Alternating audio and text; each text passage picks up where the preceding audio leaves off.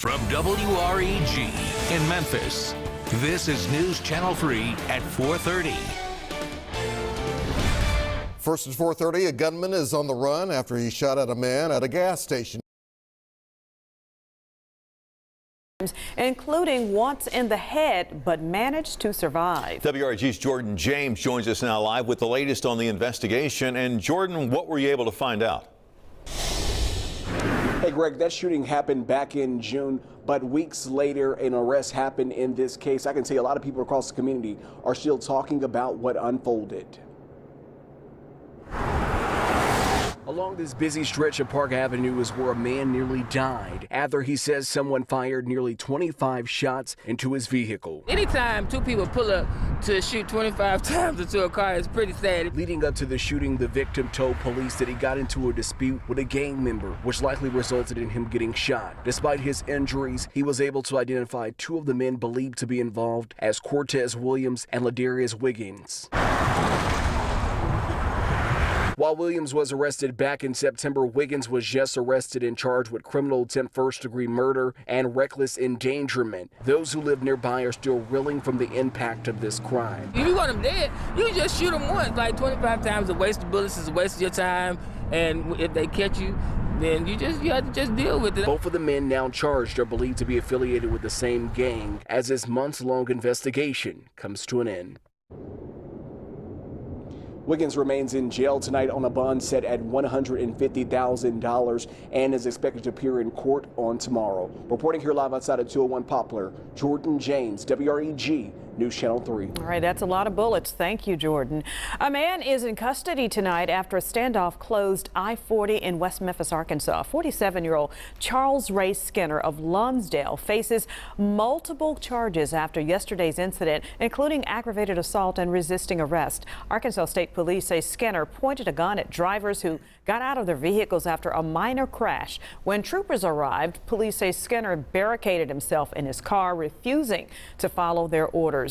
The West Memphis SWAT team eventually got to the scene and arrested Skinner without incident. A man is facing an attempted murder charge for allegedly shooting at another man in Nutbush. Court records show Nicholas Lee had been arguing with another man whose girlfriend is the mother of Lee's children.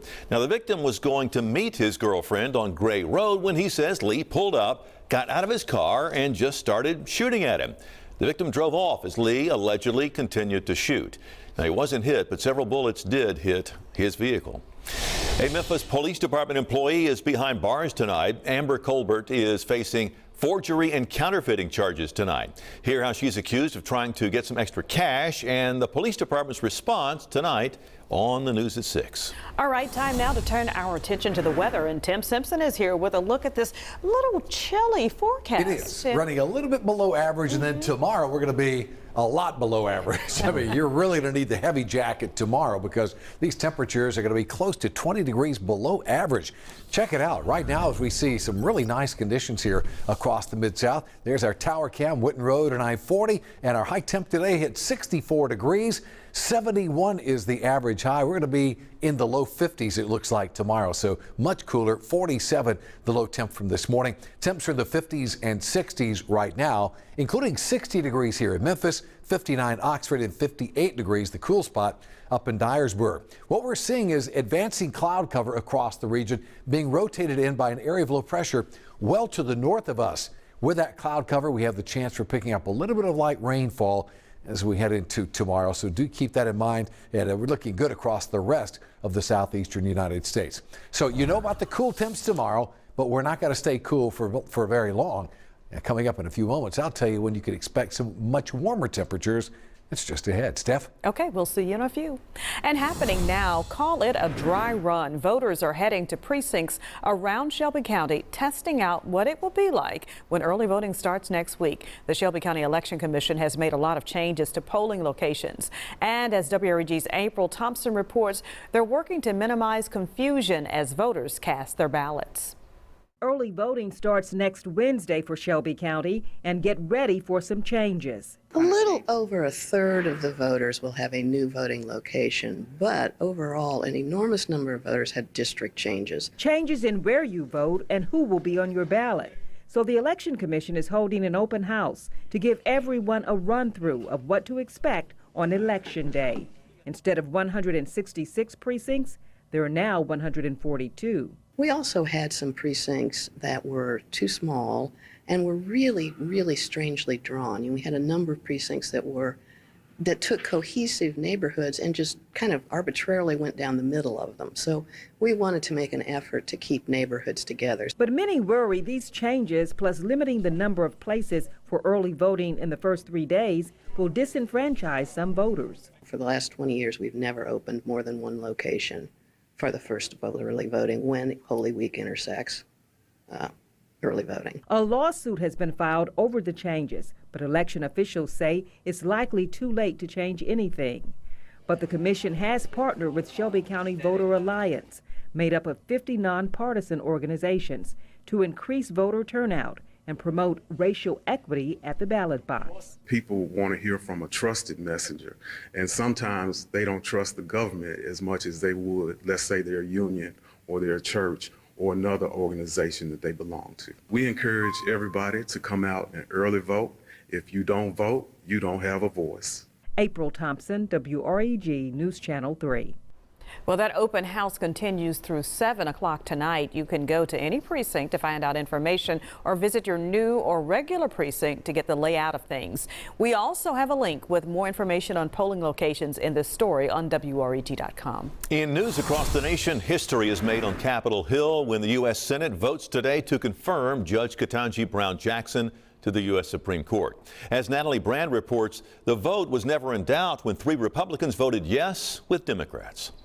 This nomination is confirmed. With a historic vice president presiding, the Senate made it official. 51-year-old federal appeals court judge Ketanji Brown Jackson will now become the first black woman to serve on the U.S. Supreme Court. We have just made a decision to put this extraordinary jurist on the highest court of our land. It's a good statement about who we are. Some Senate Republicans continued to voice opposition to her confirmation right up to the time of the historic vote. I believe she will prove to be the furthest left of any justice to have ever served on the Supreme Court. But in the end, 3 Republicans, Susan Collins, Lisa Murkowski, and Mitt Romney, sided with all 50 Democrats in a show of bipartisan support. Thursday's vote comes after Judge Jackson faced nearly 23 hours of questioning and had nearly 100 face-to-face meetings with lawmakers. It also fulfills one of President Biden's key campaign promises to put a black woman on the U.S. Supreme Court. I'm the father of a young black girl.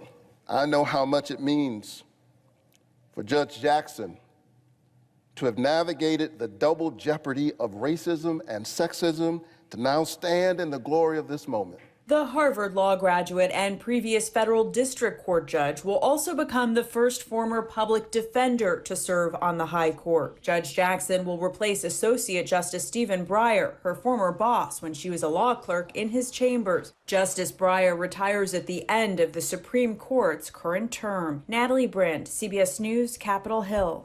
President Biden and his nominee watched the vote together from the White House. They're expected to hold a ceremony tomorrow to celebrate the confirmation. Now to the latest on the coronavirus. The number of active COVID-19 cases in Shelby County is back on the rise. The health department says there are currently 245 active infections, 15 more than yesterday. 46 of the active cases are in children. The county reported 24 new cases today. An average of 31 cases were reported each of the last 7 days. That number is unchanged from yesterday. COVID-19 is sweeping through the nation's capital. House Speaker Nancy Pelosi tested positive for COVID just a day after attending an event with President Biden unmasked. A string of Washington elites have come down with the virus in recent days. Congressman Adam Schiff and Joaquin Castro both tested positive, as has Attorney General Merrick Garland, now quarantining at home. The U.S. Commerce Secretary and Vice President Harris's communications director also currently have COVID. Still to come, a packed Mid-South animal shelter forced to make room for one more puppy, surrendered by its teenage owner. Hear the heartbreaking reason that 17-year-old wasn't able to take care of his beloved dog when we come back. The #1 5 p.m. newscast, WREG News Channel 3.